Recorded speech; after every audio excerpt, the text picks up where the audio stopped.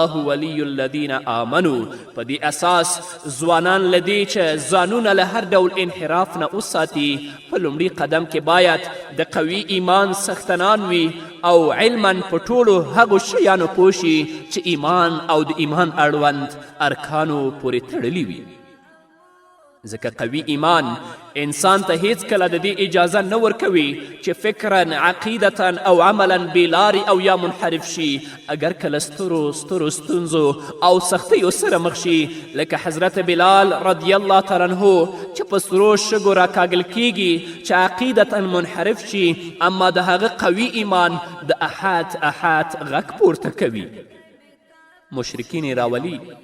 د مکې مکرمې په کوڅو کې ګرځوي، ماشومان یې په کاڼو او په لرګیو ولي او په سرو شګو یې څملوي، غټ کاڼی د حضرت بلال په ګیډه باندې ږدي چې د عقیدتا منحرف شي، د الله مینه او د رسول الله صلی الله علیه وسلم مینه پرېږدي، اما د هغه قوي ایمان د احاد غږ پورته کوي، هیڅ کله نه منحرف کیږي.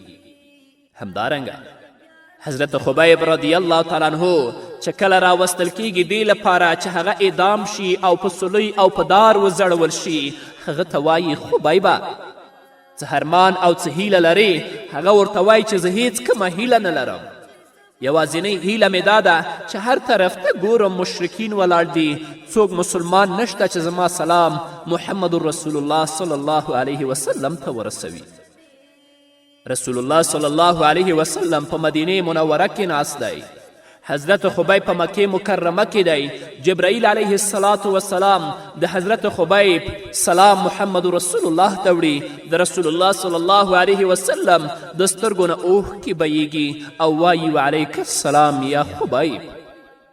او په پای کې دا ورته وایي چې ته در محمد رسول الله صلی الله علیه وسلم په شان کې سپکاوی وکړه، تا ته به له دې دار او د دې سلۍ نه نجات درکړو، اما هغه هیڅ کله دې ته تابع کیږي نه، او دا وایي چې د خبیب یو تن دی، 100 تنونه د خبیب د محمد رسول الله نظار دي، او وایي فلست ابالي حين اقتل مسلما على أي جنب كان في الله مسرعي وذاك في ذات الإله وإن يشاء يبارك في أوصال الشلو ممزعي.